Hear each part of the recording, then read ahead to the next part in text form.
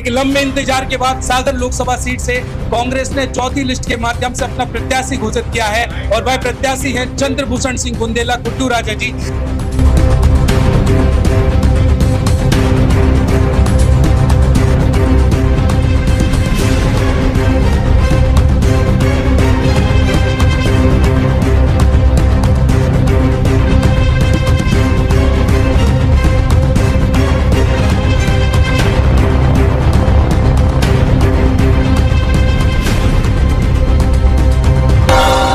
मध्य प्रदेश की राजनीति का एक इतिहास रहा है, क्योंकि इस राजनीति में साम दाम दंड भेद सब अपनाया जाता है और जरूरत पड़े तो दुश्मनों को दोस्त और दोस्तों को दुश्मन बनाया जाता है।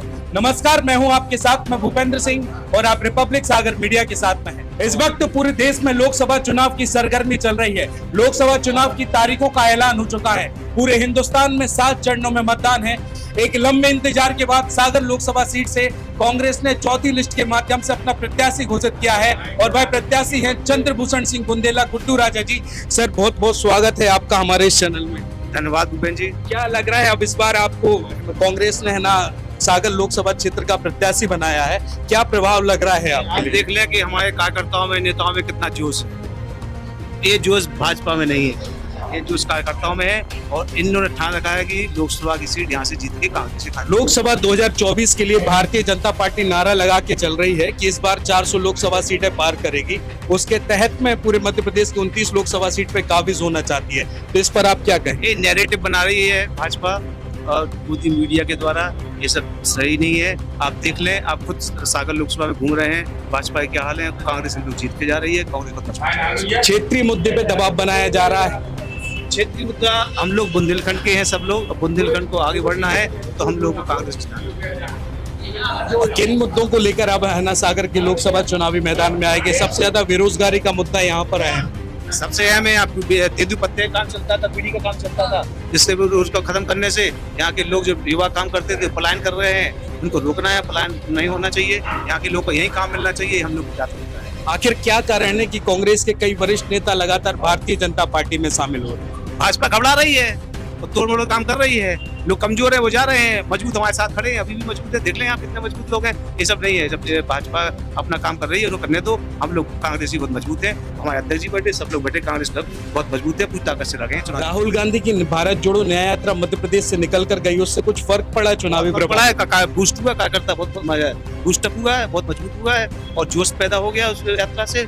जोश में भरे हुए हम लोग, युवा तेजी से लगे हैं, कांग्रेस जीते और क्या कांग्रेस जीतना है। मुद्दा आप लोग को मदद करना है, मीडिया को मदद करना है। मुद्दा क्या रहेगा इस बार चुनाव में? देख लें, मुद्दा हमारे जो बेरोजगारी बढ़ती जा रही है, किसान परेशान है, महिलाओं को अत्याचार बढ़ता जा रहा है, महिला परेशान है, सुखी नहीं है। यहाँ पर जो उन्होंने लाली योजना चलाई थी, उन्होंने लाली बहना योजना 1200 की, उन्होंने कहा था 5,000 रुपए करेंगे।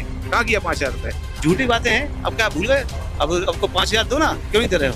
कई लोग बोल रहे थे, विपक्ष ये भी आरोप लगा रही थी कि कांग्रेस को है ना लोकसभा क्षेत्र के लिए उम्मीदवार नहीं मिल रहे हैं। हमारे सब उम्मीदवार बैठे हैं, एक से बढ़कर एक उम्मीदवार हैं। उनको पूछो कहाँ से ले आए उम्मीदवार।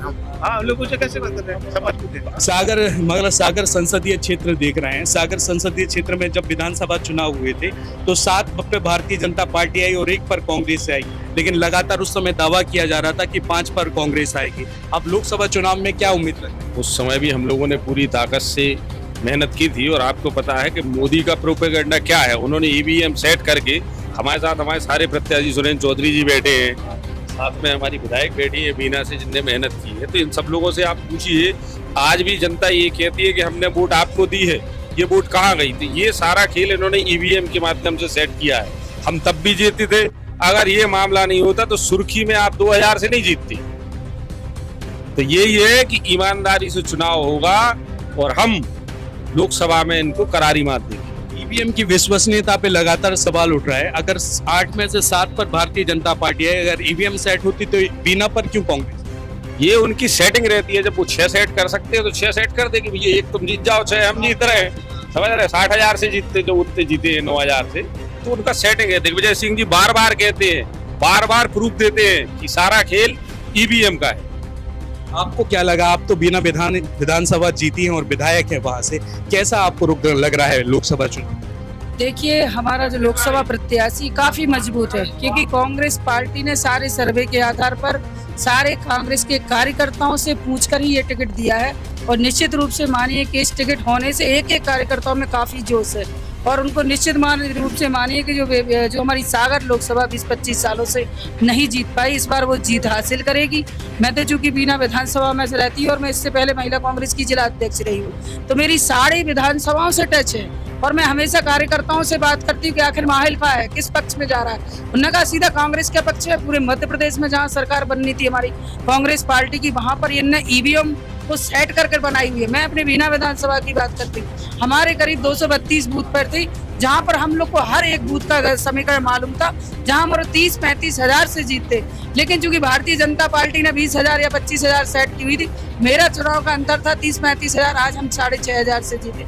लेकिन मैं इतना कहना चाहती कि हमारा लोकसभा प्रत्याशी जहाँ हम 6,500 से जीते, वही बीना विधानसभा से वो 12,000 से जीतेगा। ये मुझे पूरा भरोसा है अपने कांग्रेस के कार्यकर्ताओं पर, अपने वोटरों पर। और मैं पूरे लोकसभा की बात कर रही हूँ, जहाँ 25 साल से यहाँ पर लोकसभा का प्रत्याशी जीता आया है, जिसने कभी कुछ नहीं किया, ना सागर जिला में उनने रोजगार के साधन करे, ना महिलाओं के लिए कोई स्पेशल कोई कोड नियुक्त किया, ना उनने किसानों भाइयों के लिए किया। जब जब किसान भाइयों ने अपनी आवाज बुलंद की तो उन पर अत्याचार किया। इसी सागर लोकसभा में आपने देखा है कि किस तरह कांग्रेस के कार्यकर्ताओं पर और एक एक वोटरों पर दमनकारी नीति अपनाई गई है।